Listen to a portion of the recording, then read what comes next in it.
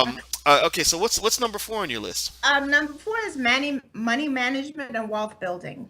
And again, I point this out for young women because, again, I've seen women who look at a man as a way to eat. And again, like I said, I'm more traditional than not traditional. I'm okay. I sometimes just call myself a housewife. I say my husband works and he provides, and I'm just a housewife. I'm okay with that. Okay. But at the same time, I'm not here because I wouldn't eat if he didn't bring home a check. I have the ability to manage money and I have the ability to build wealth. I just choose maybe not to do it as aggressively because there are other things that I want to put time and effort into. So again, the key thing here for a young woman is she should have the ability to build wealth, the ability to have money, the ability to sustain herself. And if she chooses that, she wants to take a secondary role where finances are concerned in her home, and this is assuming she goes on to get married and so forth, it should be a choice. It shouldn't be because if he leaves or if I leave, I'm destitute. And that's very important because you find a lot of women who get into very, very vulnerable positions, horrible situations, and they can't get out of them because getting out of that situation ultimately means that the life that they're used to or that they're accustomed to will change drastically. And sometimes taking a beating every week, it's puzzling to the rest of us, but sometimes that's what they have to juggle. Am I going to eat and be beaten or just not eat and have no home and so forth? So that's very, very important. And I think I've told you this before. My son is 6, my daughter's 9, and they're already learning how to build a business. And they may not implement it with a live business today or tomorrow, but you better believe by the time they're 13 years old, they'll be well equipped in terms of knowledge, understanding, focus, discipline to be able to understand that you don't go into the store and say, "Mommy, can I have this? Mommy, can I have that?" They actually may have the ability to say, okay, this week I've worked hard and I'm gonna treat myself to this, or I'm gonna save my money because I want to do this, or whatever it is. And I think that's very important for the girl child.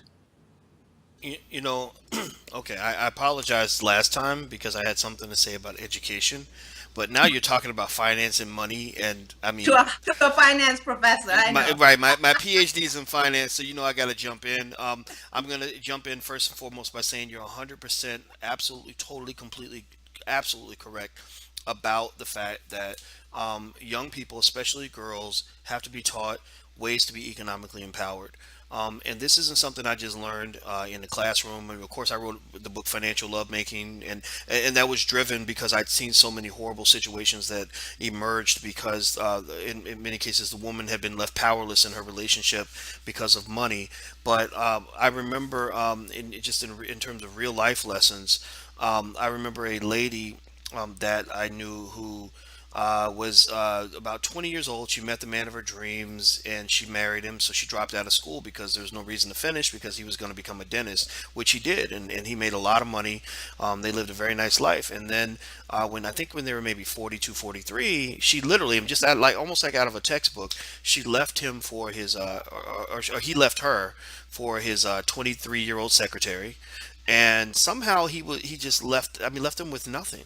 And she, she'd grown accustomed to a certain lifestyle. Her kids were in private school, and she was devastated. She had to go through the humiliation of no of not of knowing that she couldn't really go back into the workforce because she hadn't worked for 20 something years. Plus, she didn't have a degree or anything, and had no money saved, nothing.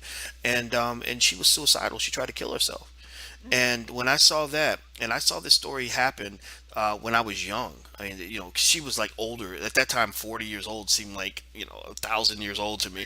Right. But I remember seeing that and thinking, "Oh my gosh, that's crazy," But then, as the more I started seeing kind of what the culture, what society teaches us, in terms of encouraging powerlessness in women, I realized, okay, I'm not going to raise my own daughter this way. You respect your man, you elevate him, you love him, but you don't become entirely dependent upon anybody. So I think that just for your personal well-being, I think that's critically important. I love what you said about kids being taught to have a business. I believe every black child in America should be taught how to run their own business, even if they work for somebody else. It's one thing if you choose to work for someone else, it's okay as long as you have options. What you don't want is to be in a situation where you have no choice, because Right. then all these other horrible things can happen out of that. And I think, just generally speaking, when you raise your children to be economically empowered, to know how to make their own money, to be responsible with their money, what happens is, as you get older, they say that we're once an adult, twice a child, or something like, or once a man, twice a child, right? So you're getting older. You're becoming more of the child, because you're 60, 70, 80 years old. Well, your child is now the one that should be able to provide and support and sustain you. But if you've never raised your child to be economically empowered and self-determined, they're going to continue to depend on you. And I've seen that. I know a guy who was 50 years old, and he was still calling his 78-year-old mother for money, and she was almost, like, I mean, literally went to her grave with her son still calling her, asking her for money. And this started in childhood when he was a kid. He was never taught self-sufficiency. So I think with our daughters, our sons, everything, we've got to teach that. So I love what you said. That was great. Now